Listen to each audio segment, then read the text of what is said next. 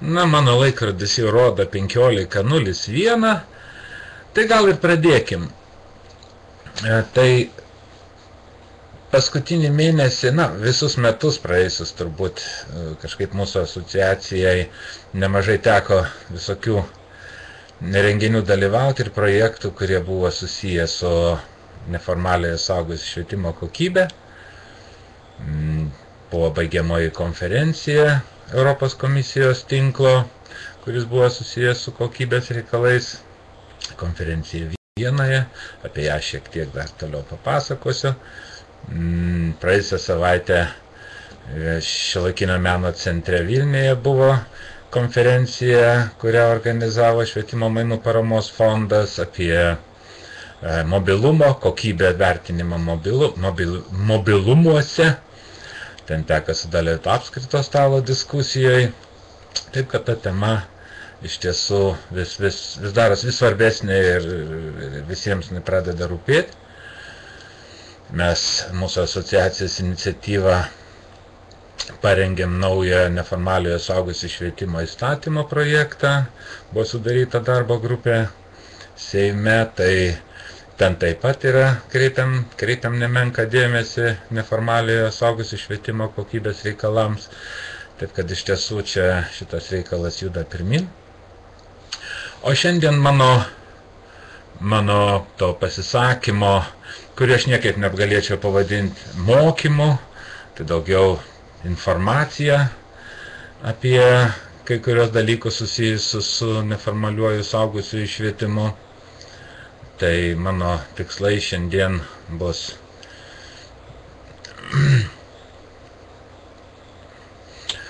trumpai apibrėžti tą kokybės problemą šiandien, kurią mes turime.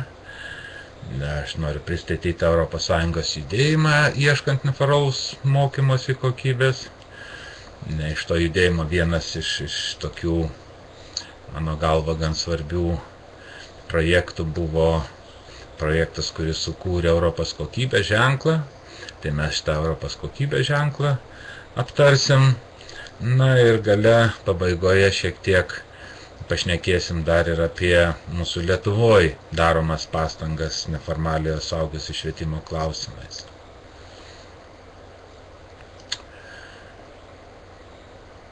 Prieš keletą metų man teko daryti tokį pranešimą apie iššūkius suaugusiųjų švietimui Lietuvoje. Ten kalbėjom apie tai, kad neformalusis suaugusiųjų švietimas apima keletą tokių sričių, tai neformalųjį profesinį mokymą, neformalųjį neprofesinį mokymą ir savaiminį mokymąsi arba saviugdą, kuris vėlgi gali būti nukreiptas tiek į profesinis, tiek į neprofesinis mūsų poreikius. Bet kad ir apie kokį neformalųjį mokymąsi kalbėtume,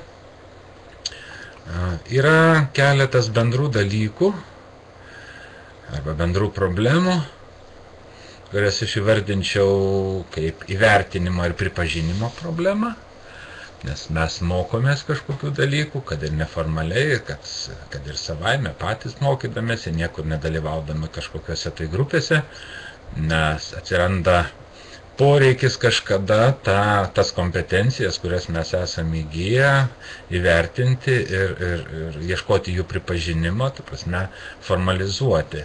Ir dėja, šiandien Lietuvoje turiu pripažinti, kad dar tokios sistemos, tokia sistema nefunkcionuoja, jos praktiškai nėra, su skirais elementais, kurie yra aukštosiuose mokyklose kai kur. Profesinio mokymo srityje irgi galima šitoje vietoje matyti. Kitas dalykas yra, žinoma, mokytojų kompetencija ir pačių mokymų kokybė, nes kai galim suprasti, kad mokydamėsi neformaliai, kad ir neformaliai mokydamėsi, mes ieškome vis tiek, kad tas mokymasis būtų, žinoma, kokybiškas, kad dėstytojai būtų pasiruošę, kad medžiaga būtų kokybiška. Iš to plaukia dar ir kitas dalykas, kitaip sakant, tų besimokančiųjų, kurie mokosi tose kursuose, ir darbdavių, kurie jūs išleidžia į tos kursus, jų skatinimas, arba, sakyčiau, gal ne tiek skatinimas, kiek motyvacija, kad arba demotyvacija, jeigu žmogus dalyvauja kažkokiuose kursuose, kurie jam buvo nelabai naudingi, jų kokybė buvo nelabai kokia, tai galima įsivaizduoti, kad kitą kartą, kai kviečiame mokytis, galim susidurti su pasipriešinimu, su motyvacijos toka, ko ten man eiti ir vėl bus niekam tikę ir taip toliau. Taigi, tas centrinis mokytojų kompetencija ir mokymų kokybė, jisai duoda labai svarbu impulsą tiek pačiam pripažinimui, nes tai pripažįstim, žinoma, galima įsivaizduoti tik tai, kas iš tiesų buvo kokybiškai, kai mes kažką ten iš tiesų sužinojom ir gavom kažkokių įgūdžių, taip ir ta motyvacija tolesniam mokymuisi ir darbdavių skatinimui mus išleisti kažkokius mokymus. Žinoma, šita neformalaus mokymosi kokybės problema, jinai matoma visais lygiais, jinai matoma, žinoma, ir ES kontekste. Ir ne veltui buvo ES didelis projektas įgyvendinamas, kuris vadinosi CAL, Quality Assurance in Lifelong Learning. Čia aš to projekto tinklalapį jiems rodau, kurio adresas yra www.qall.net. Galima ten įeiti, ten yra įvairios medžiagos. Kaip minėjau, prieš porą savaičių vyko jau dėja jau šito tinklo baigiamoji konferencija, kur mums teko dalyvauti. Tinklo rezultatų, tiesa, tinklą organizavo, pagrindiniai projekto organizatoriai buvo Austrai, tai buvo nacionalinė mokymosi visą gyvenimą agentūra Austrijoje ir buvo prisidėję prie šito reikalo 14 partnerių iš ES įvairių institucijų ir šalių.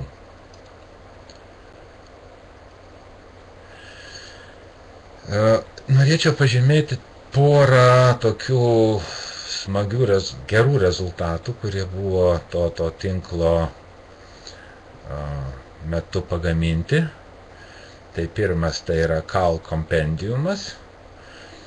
Jame yra aprašytos 39 projektai ES, projektai, kurie buvo kaip tik ir susiję su šita tematika, mokymosi visą gyvenimą, kokybės tematika. Tai nuėjus į tinklalapį, šitą kompendiumą galima atsisiųsti, galima pasižiūrėti, kokie projektai, ką jie darė, kokios sistemos kokybės vertinimo buvo naudojamos.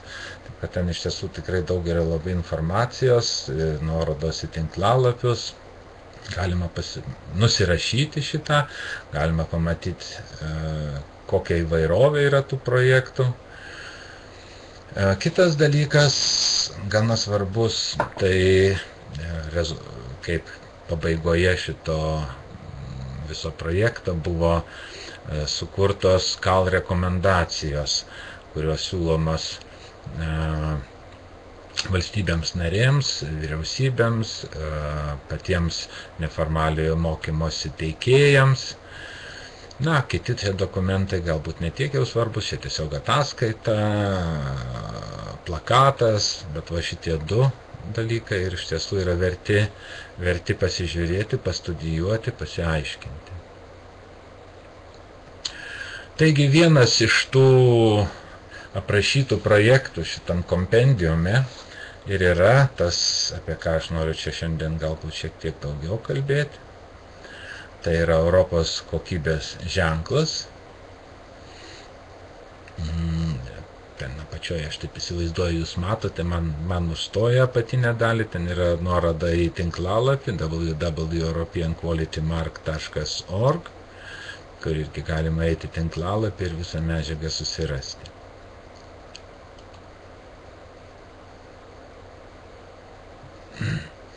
Ta Europos kokybės ženklas, jisai buvo sukurtas projekto, kuris vadinasi Recall, mokymosi visą gyvenimą kokybės pripažinimas. Tai buvo partneriai iš 8 Europos valstybių.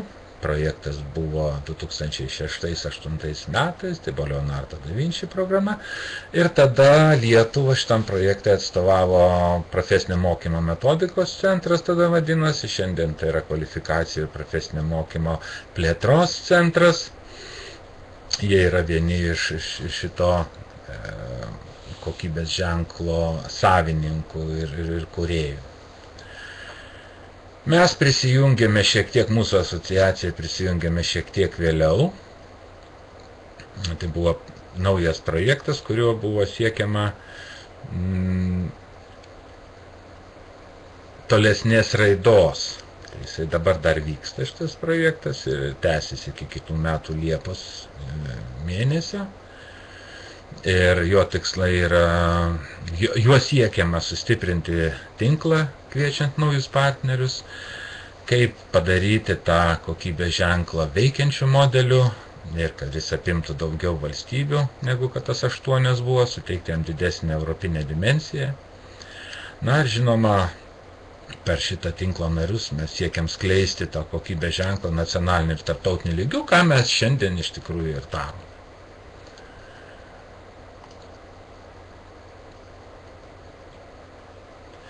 Dabartinio projekto partneriai yra 2 partneriai iš Islandijos. Jie buvo ir pirmajame projekte, vieni iš to projektų lyderių. Prisijungė dar Italija, konsorcija Lavoro Ambiente.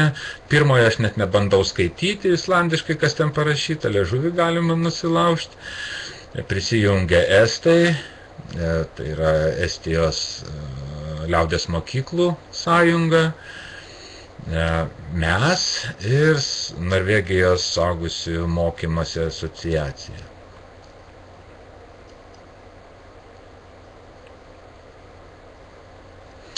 Kas tas EQM-as, kam jis reikalingas, kam jis tinkamas, tai yra tokia kokybės įvertinimo sistema, kuri tinka visoms neformaliojo mokymosi ir mokymosi sritims, nesvarbu kokioje srityje tai būtų, ar sveikatos apsauga, kultūra, viešasis administravimas, visiškai nesvarbus sritis, kurioje tas neformalusis mokymasis vyksta.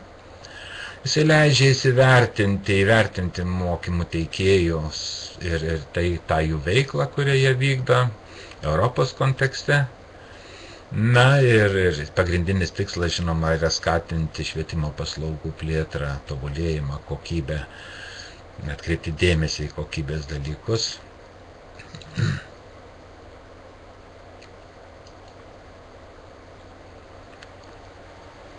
Projekto metu irgi buvo sukurti tam tikri instrumentai, kurie gali padėti ir kuriuos galima naudotis, jie irgi visiškai yra laisvai prieinami tinklalapyje šito projekto.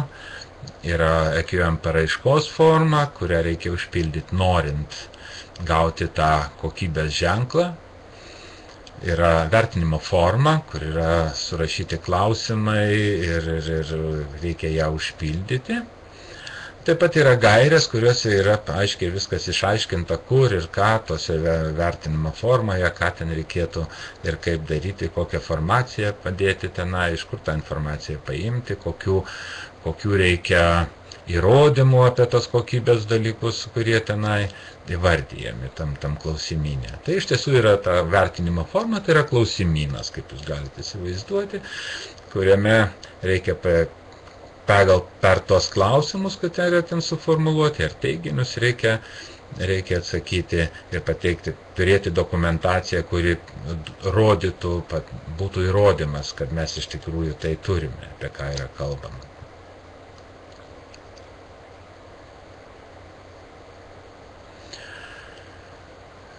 Vertinimo ta anketa apima 4 pagrindinės vertinimo sritis.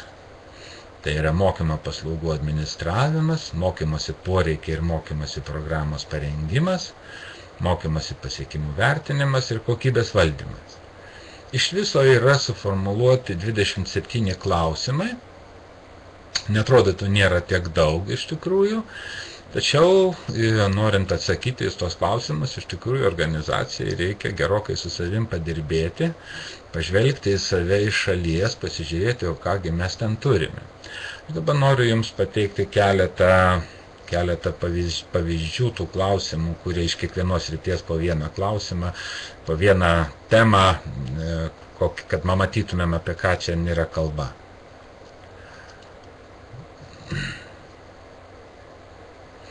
Taigi administravimas ir dokumentų tvarkymas. Čia viena dalis, ten yra 3 dalys susijęs su administravimu ir dokumentų tvarkymu.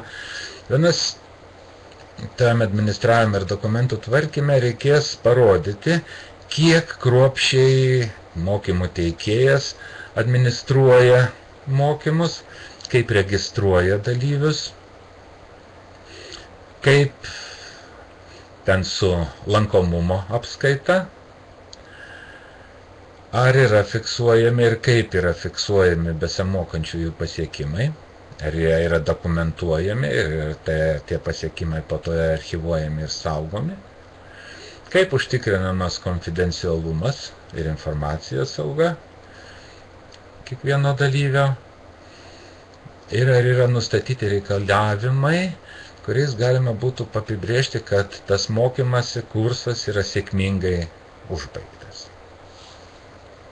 Taip, kad čia yra tokia, kaip sakiau, viena tik tai iš dalių. Ir jeigu jau žiūriu dabar, sakykime, kad ir jeigu mes mūsų asociaciją norėtumėm dabar gauti tą kokybės ženklą, tai aš iškart matau, kad mes turėtumėm turbūt keletą problemų, nes mes praktiškai, mūsų kursuose nevertiname dalyvių pasiekimų.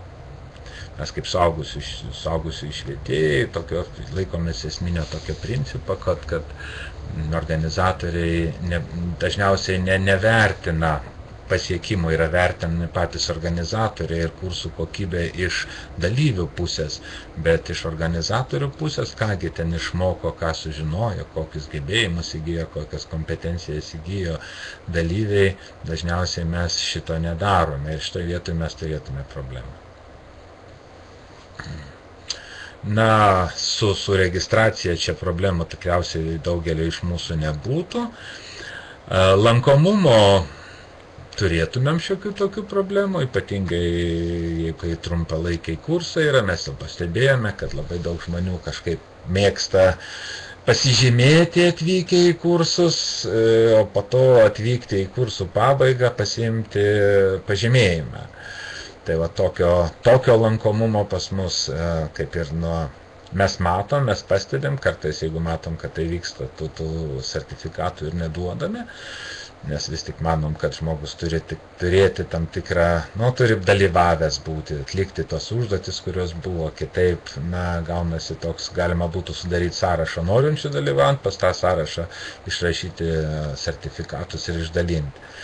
Mūsų filosofija yra kitokia, mes vis tik norim, kad mokymai būtų iš tiesų kokybiški ir kad žmonės dalyvautų nuo pradžios iki galo. Bet ta problema, lankomumo problema, jinai egzistuoja ir kiek aš pastebėjau, egzistuoja labai daug kur.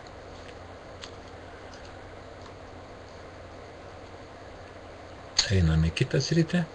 Mokymosi poreikiai ir mokymosi programos rengimas. Aš čia paėmiau tik tai vieną dalį, mokymosi tikslai, ten yra žinoma dar ir mokymosi poreikių analizė, ar yra atliekama viena iš dalių susijusių su tais klausimais mokymo poreikio aiškinimuose.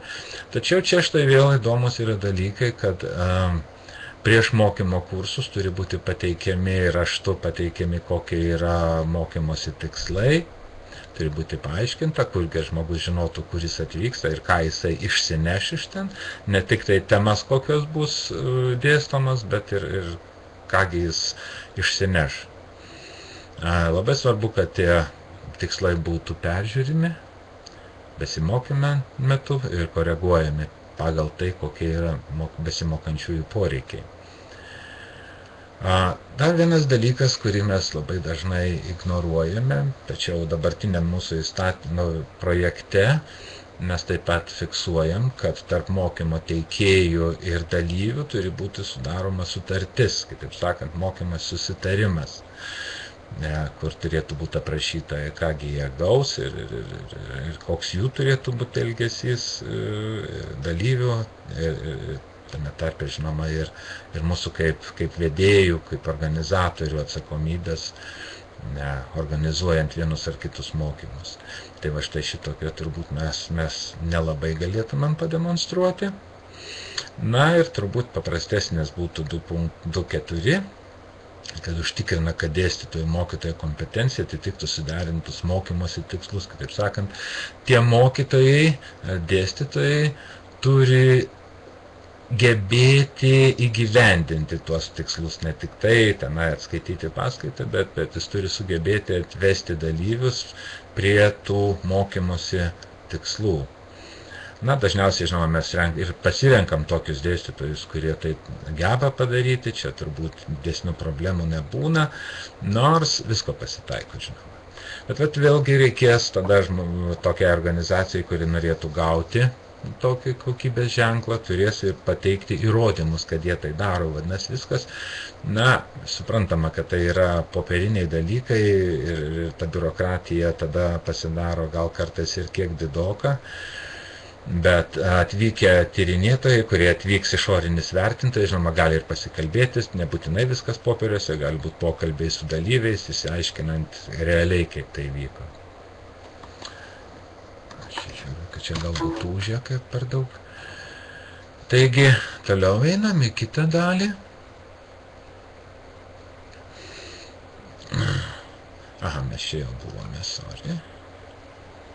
Kokybės valdymas, kaip sakant, yra reikalavimas, kad ta institucija, ta organizacija, organizacijai teikėjai, turi turėti tam tikrą kokybės valdymo sistemą. Kaip sakant, turi būti žmogus, kuris yra atsakingas už kokybę toje institucijoje, turi būti tam tikros procedūros aprašytos, pagal kurias yra ta kokybė valdoma. Turi būti aiškus kriterijai kokybės apibrėžti toje organizacijai, kad štai mūsų organizacija yra svarbu tokie dalykai. Na ir tai, ką mes darome, ką mes ta kokybės tikrinama ar kontrolės dalykai turėtų būti naudojami toliau tiems kursams tobulinti. Kaip sakant, tai neturėtų būti, kaip sakykime, mes darom kartais dalyvių anketas, pasižiūrim, kągi jie ten parašė, padedam į stalčių ir toliau dirbam taip pat. Turim atsižvelgti, kokias buvo pastabos ir turim fiksuoti, kokius pokyčius mes padarėm, kągi mes pakeitėm, kad ta kokybė būtų geresnė ir būtų atsižvelgta į tai, kaip buvo atsiliepiama tose mūsų vertinimo anketose.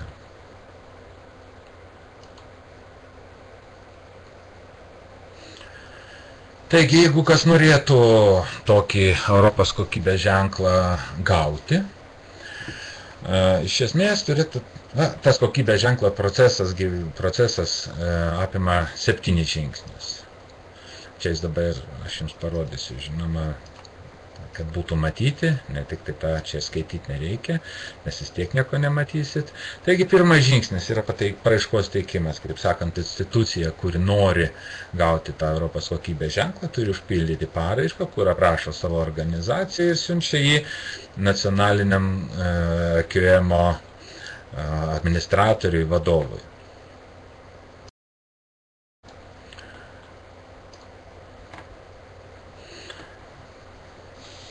Padarė šitą žingsnį, organizacija per 6 mėnesius nuo tokios paraiškos pateikimo, žinoma, gali greičiau, bet tai yra užduotas terminas, per 6 mėnesius turi pateikti savęs vertinimą. Kaip sakant, jie turi užpildyti tą anketą, surinkti visus duomenis, surinkti visus dokumentus ir vėlgi nusiųsti juos vertintojams.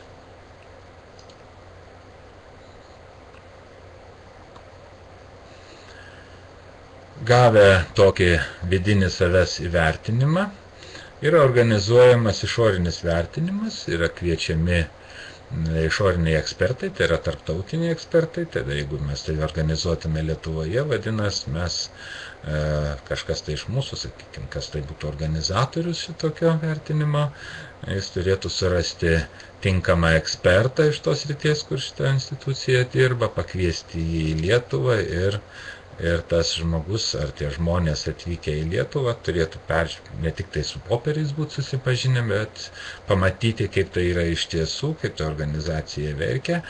Tas išorinis vertinimas paprastai yra 2 dienos, 2 dienų vizitas.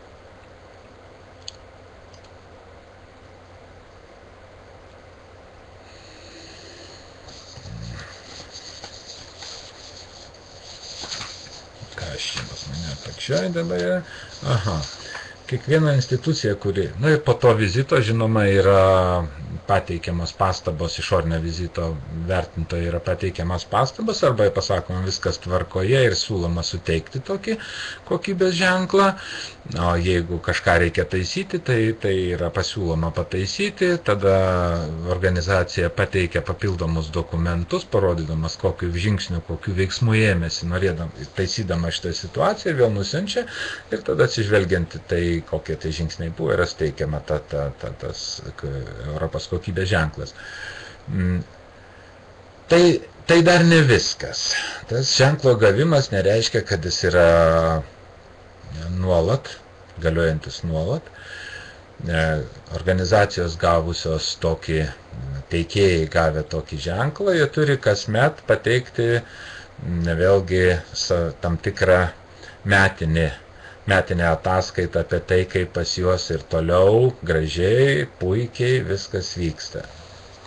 Bet toks išorinis vertinimas jau nėra organizuojamas, tiesiog organizacija nusiunčia savo tam tikrą ataskaitą.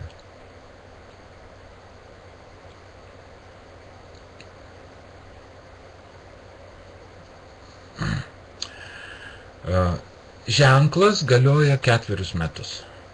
Vadinasi, kai praeina 4 metai, yra organizuojamas išorinio vertintojo vizitas vėl į tą organizaciją, kur organizacija vėl pateikia savo tą anketą ir išorinis vertintojas patikrina, ar kokybės reikalai toje organizacijoje, tam mokymo teikėje, nėra pablogėję.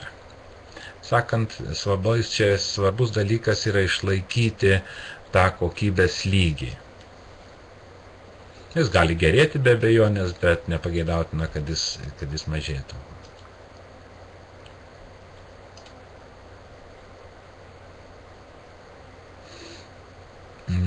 Vienas iš to proceso žingsnių yra tai, kad stabiliai yra turėtų būti peržiūrimi kriterijai, kuriais yra vertinama.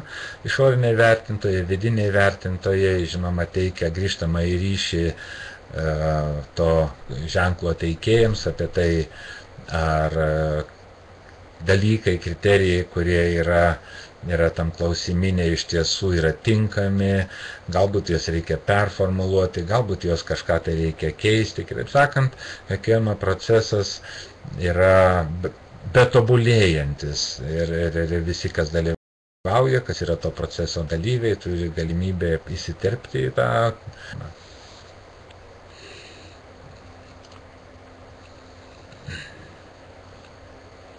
Ir kaip jau minėjau, tas procesas yra 4 metų ciklas, kur po 4 metų vėl iš naujo prasideda, mes vėl einam trūkt už vadžio ir vėl iš pradžio. Žinoma, matom, kad tai atima per daug pastangų, tai pernelyg brangiai kainuoja ir panašiai. O procesas iš tiesų, norint gauti tą ženklą, jisai kainuoja. Dar ta patirtis nėra labai didelė su ženklo suteikimu, bet toliausiai yra nuėję Islandai. Jie įsivedė šitą Europos kokybės ženklo procesą ir to ženklo suteikimą kaip savo nacionalinę kokybės užtikrinimo sistemą. Ir visos suaugusiųjų mokyklos turi įsivertinti remdamiesi EQM. Ir taip pat yra sudaryta sutartis su Anglijos standartizacijos institutu, kurio padalinys yra Islandijoje. Ir jie kviečia to instituto Islandijoje jau atstovus kaip išorinius vertintojus, kurie pateikia savo išvadas. Taigi, klausėme, kiekgi pas jūs kainuoja šitas reikalas. Tai Islandijoje kiekvienai, kurie pradeda įsijungę į šitą procesą, jie moka metinį dalyvių mokestį, kuris yra 1200 eurų. Kasgi čia kainuoja? Kita vertus, mes abejojom dėl tokio dalyko kaip metinis dalyvio mokestis, vis tik tai mes manom, kad tai galėtų būti tik tai tie kaštų padengimas kiekvienam vizitui atskirai. O kas įeina? Kaip susivaizduoja, dabar jeigu reikia kažką pasikviesti, tai vadinasi reikės užmokėti tam ekspertui, kuris atvyksta į Lietuvą, reikės jo kelionės išlaidos, nakvynės išlaidos, dienpinigiai, eksperto darbo apmokėjimas už tas 2 dienas, dokumentų peržiūrėjimas, ir tam tikras administravimo mokestis tai organizacijai, kuri Lietuvoje toliau suks šitą EQM ženklą. Tai kol kas mes neturim tokių labai aiškių įvertinimų, kiek tai galėtų būti, bet manom tai padaryti artimiausių laikų.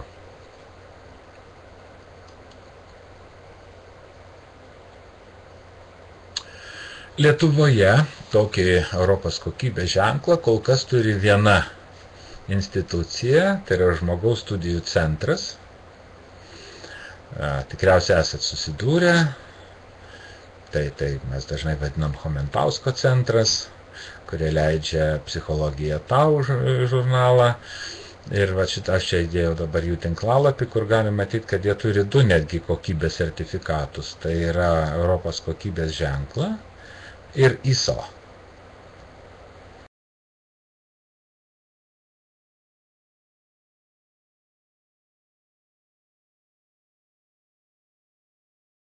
Kalbinau atstovę šito Europos žmogaus studijų centro ir uždaviau ją keletą klausimų, kad ji pasidalintų su mumis. Tai Edita Dereškevičiūtė yra pavaduotoja, atsakinga už mokymus žmogaus studijų centre ir aš uždaviau klausimą, kodėl, kam jums reikėjo šitą Europos kokybės ženklą.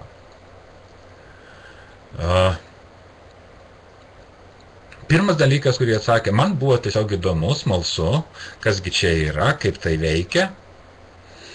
Kai pasižiūrėjau į klausimyną, tai supratau, kad mes daug ką darome labai panašiai, kaip ten yra aprašyta, daug dalykų mes kreipiam dėmesį. Tai pagalvojom, kodėlgi ne. Jeigu lyginsime EQM ir ISO, tai EQM yra labiau pritaikytas mokymams. ISO yra daugiau būtent vadybinis kokybės sertifikatas, o ISO tai rodo, kaip tik atskleidžia mokymo kokybę. Ir sakė, paskutinis svarbus labai aspektas buvo praktiškas aspektas. Sakė, mes pastebėjom, kad dalyvaujant įvairiuose europinėse konkursuose dėl įvairių projektų, yra daug konkursų reikalauja kokybės sertifikato.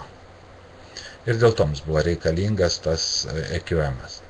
Klausiau, ir kaip, ar tai veikia? Sakė, taip veikia, vienam iš konkursų, kuriame jie dalyvavo, buvo lygios, taip sakant, 2 institucijos, kurios surinko lygiai balų, tačiau nulėmė tai, kad jie turėjo tą EQM, tai yra Europos kokybės ženklo sertifikatą. Ką tai duoda? Ir kas jūs turite, ir kągi tai duoda? Kokia nauda konkreti, ką jūs pajutote, klausimas mano buvo jai. Sakė, kad mums neleidžia atsipalaiduoti ir padeda palaikyti tonusą, kitaip sakant. Jis sakė, žinoma, mes nuo to turėdami tą ženklą, mes negalim sakyti, kad mes tobulėjame, kad mūsų kokybė vis auga ir auga. Sakė, jeigu tai būtų, tai mes jau būtumėm dabar beprotiškai tobuli. Svarbiausia yra tai, kad jis daro spaudimą, ir sakant, tu nuolat turi save vertinti, nuolat turi save žiūrėti, kadangi tai nėra suteikiau Kita vertus, sakė, labai dažnai klientams, su kuriais jie dirba, jie įvairius mokymus veda ir vadybiniais klausimais ir panašiai, jie klausia, o kodėl jūs pasirenkat, pavyzdžiui, tokią vietą mokymo? O kodėl jūs pasikvietėte tokį dėstytoją? Tai štai to Europos kokybės ženklas turėjimas ir savęs įsivertinimas, sakėm, duoda atsakymus į tos klausimus.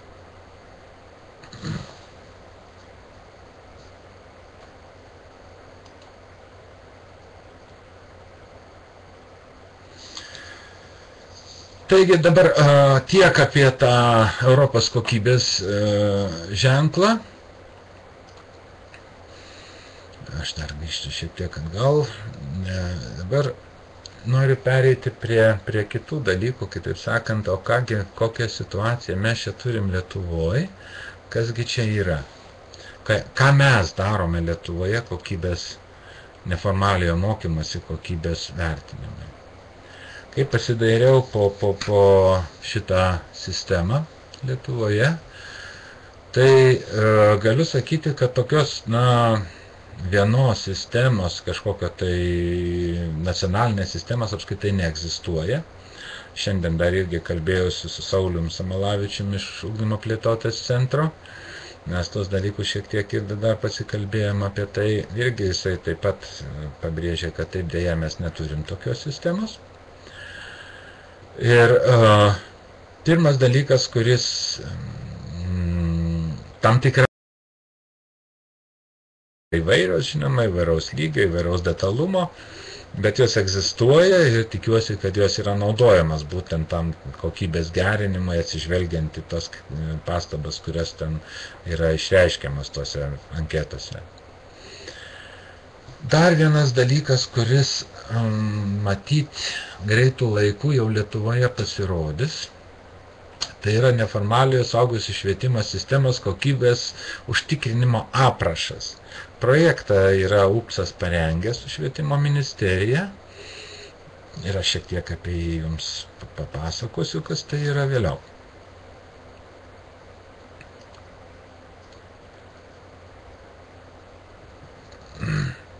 Taigi čia apie mūsų viešuosius pirkimus.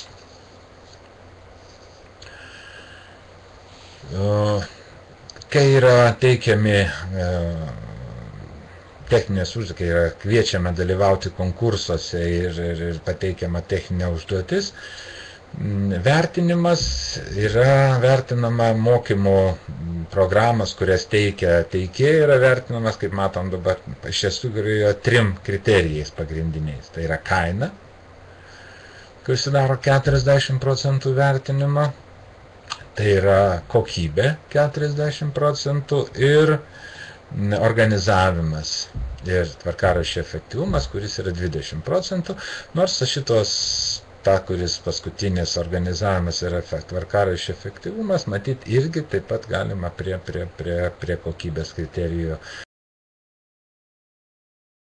drąsiai priskirti. Kitai faktiškai gaunasi 60% yra kokybė ir 40% kaina.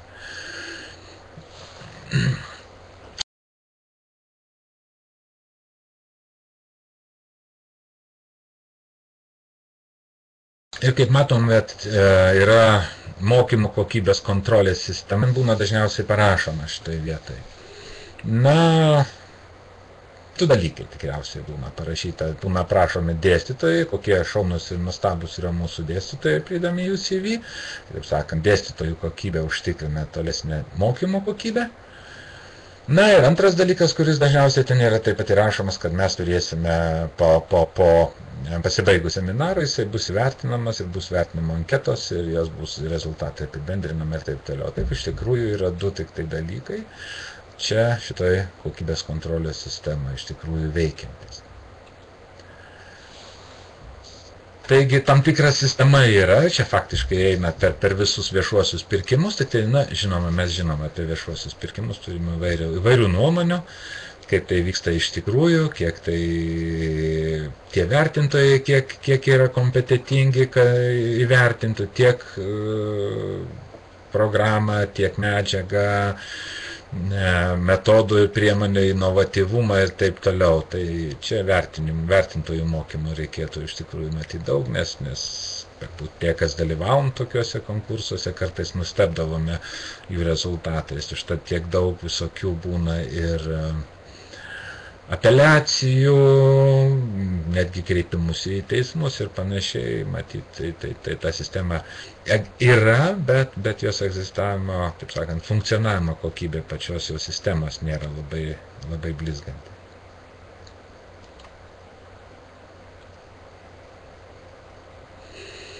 Na ir pabaigai, tai tas neformaliojo suaugusių švietimo sistemos kokybės užtikrinimo aprašas. Tai yra, kaip jau sakiau, ugdymo plėtotės centras yra parengę tokį aprašą. Rugsėjo mėnesį buvo organizuota konferencija, kur buvo kviečiamos mokyklos, buvo organizuota visoje Lietuvoje ta konferencija, UPCOS organizavo, tai buvo ėjo tikrai per visą Lietuvą, buvo bandomi ties anketos pildyti, gal grįžtamasis ryšys apie tą anketo efektyvumą ir taip toliau. Ir klausiau, kokia dabar yra situacija. Tai kol kas jisai nėra patvirtintas, tai yra tik tai projektas, bet yra minčių, kad šitas aprašas būtų naudojamas ir ta anketa būtų naudojama iš tiesų,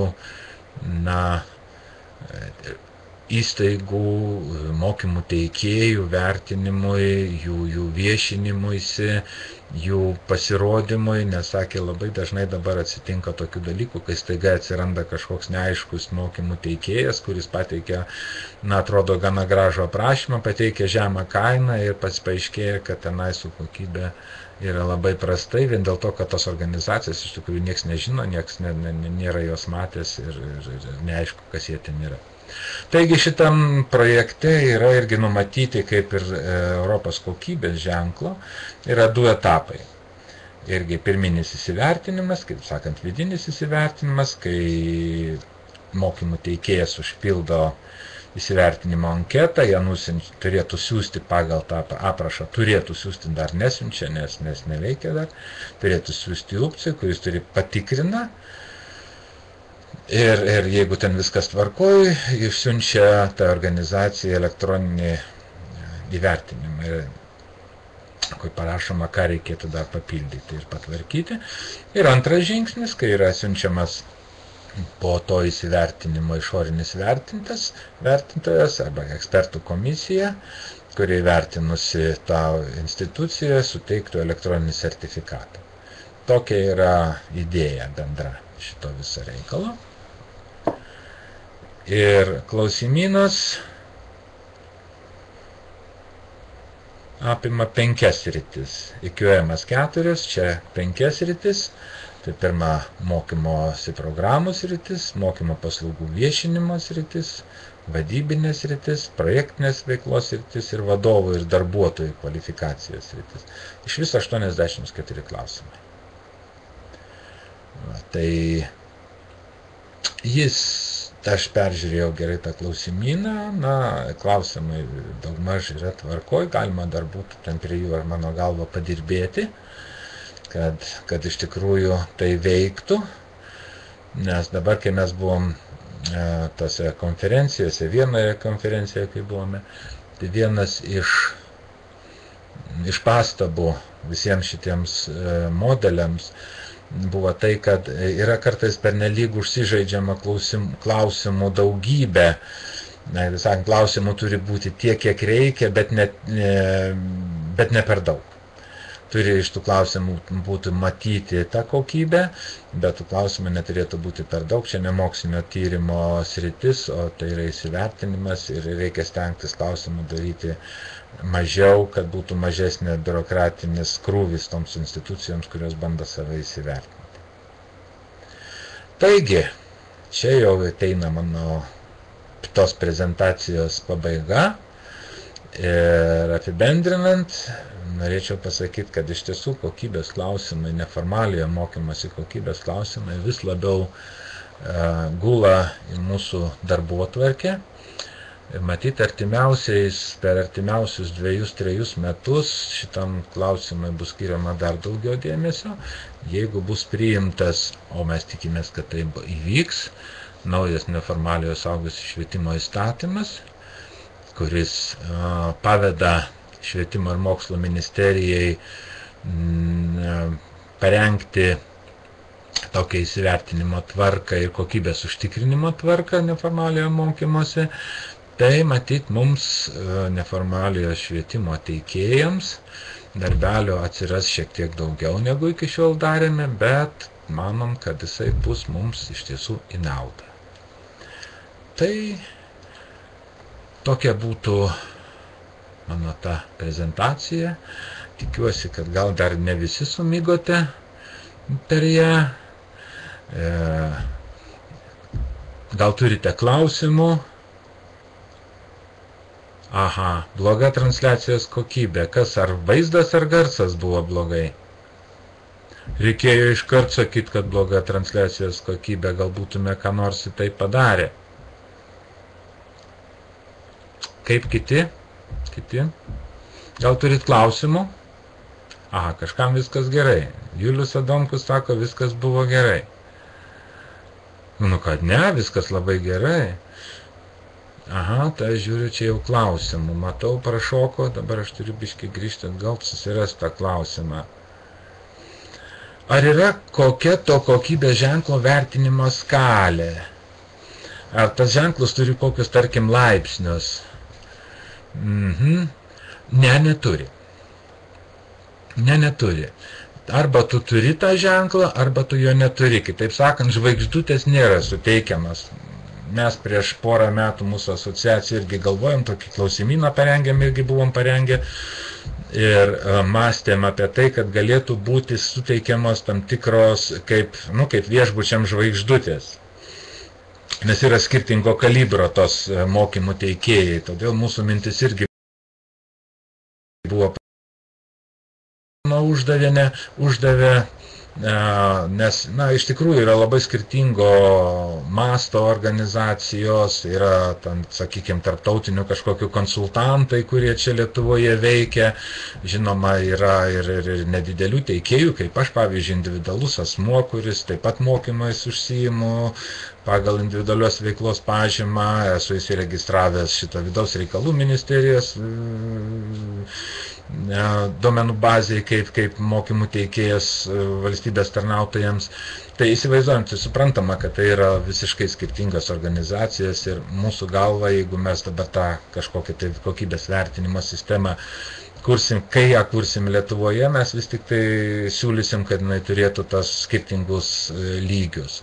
Ir sakant, tai 3 žvaigždučių, 4 ir, sakykime, 5 žvaigždučių organizacijos nereiškia, kad 3 žvaigždučių organizacija duoda blogesnę kokybę mokymą. Taip pat kokybė turi būti labai gera. Tačiau yra tam tikri, sakykime, apribojimai, kurį žinoma negali įgyvendinti, kaip palyginti su kažkokia didelė organizacija. Tai vat apie tos dalykus mums reikės, aš manau, iš tikrųjų pagalvoti. Ačiū labai už tą klausimą.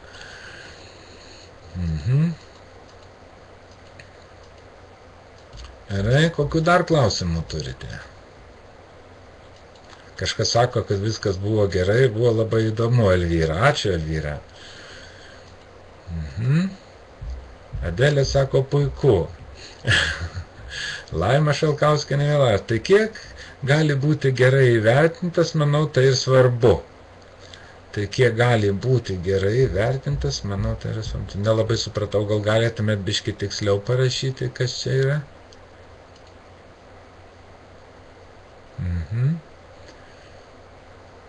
Va, tai nežinau, kiek iš Lietuvos organizacijų ir institucijų dar norės šito Europos kokybės ženklo.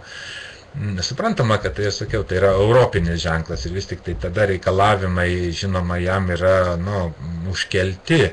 Užtat mes mūsų asociacijų ir galvojom, kad mums reikėtų kažkokį nacionalinį, supaprastintą šiek tiek variantą, paprastesnį, kuris būtų Lietuvos kokybės ženklo suteikimas. Tai tokių minčių yra, žinoma. Tai mes jas toliau. Aha, Kelmėj trūkinėja garsas. Tai čia matyti, kaip rašo Julius, matyti yra susijęs su ryšio kokybė, su to, kokios spartos internetas yra, kadangi čia vaizdelis eina ir garsas, tai dažnai taip atsitinka. Pas mane anksčiau irgi buvo, čia aš iš namų transliuoju, dabar aš turiu Teo ir neturiu problemų su ryšio. Anksčiau naudojusi mobilų omnitelį, tai aš tiesiog prarasdavau garsą. Jo. Ačiū, Laima, supratau, sutinku su jūsų nuomonė.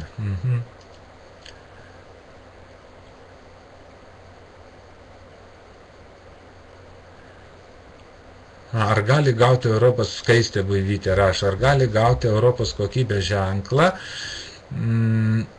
pavyzdžiui, kolegijos neformaliai ugdymo centras, ar turi siekti, kad į kolegiją? Na, kaip ir, žinokit, nelabai galėčiau atsakyti šitą klausimą, bet jeigu jūs savo vardu teikiate kaip neformaliai ugdymo centrą savo sertifikatus ir jūs savarankiškai tą veiklą vykdote, aš manau, kad taip galėtumėte.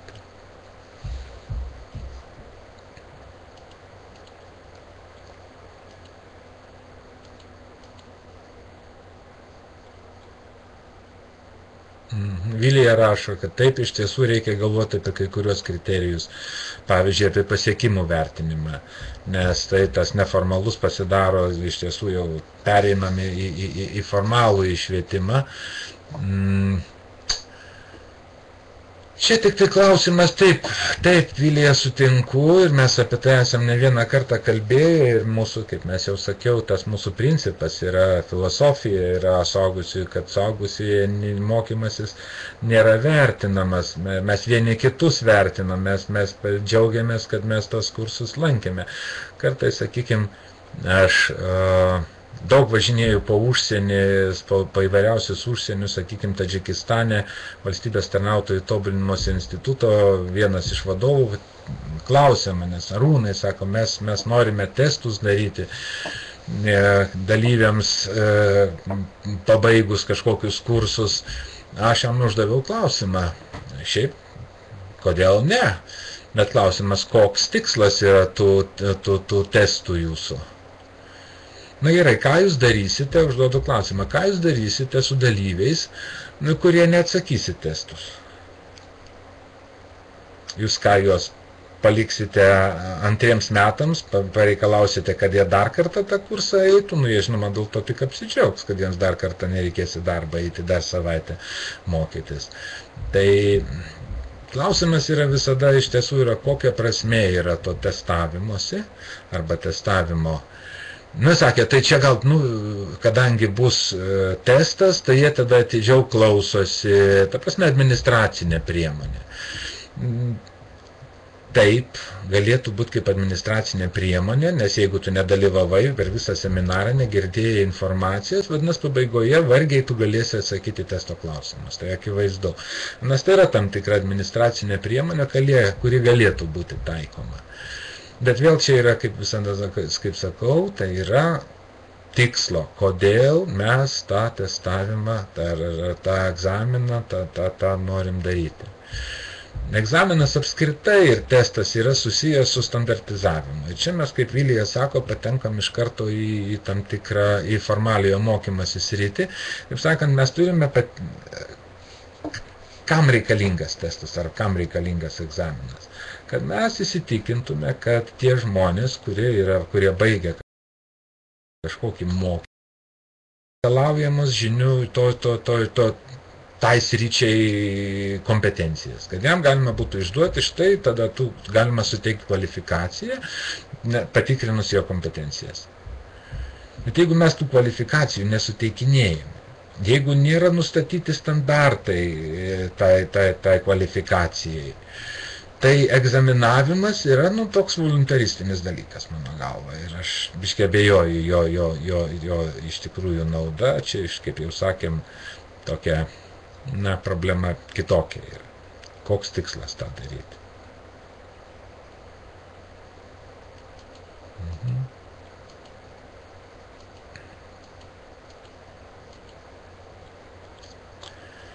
Na, kaip matau, jau turbūt klausimai išseko. visi rašo, ne visi, kai kurie rašo, ačiū už įdomią paskaitą, ačiū už pristatymą ir kitokius dalykus. Kaišiadoryse kokybė gera, ačiū Kaišiadorys, kokybė pas jūs gera.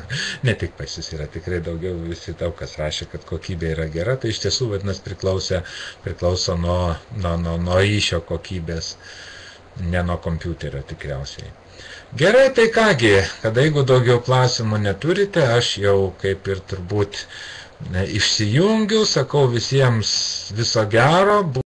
Seminarą mes su Julium organizuojam kitą pirmadienį 2 valandą apie suaugusiųjų švietimo ypatybės, suaugusiųjų mokymosi ypatybės, tai jeigu įdomu, kviečiam užsiregistruoti.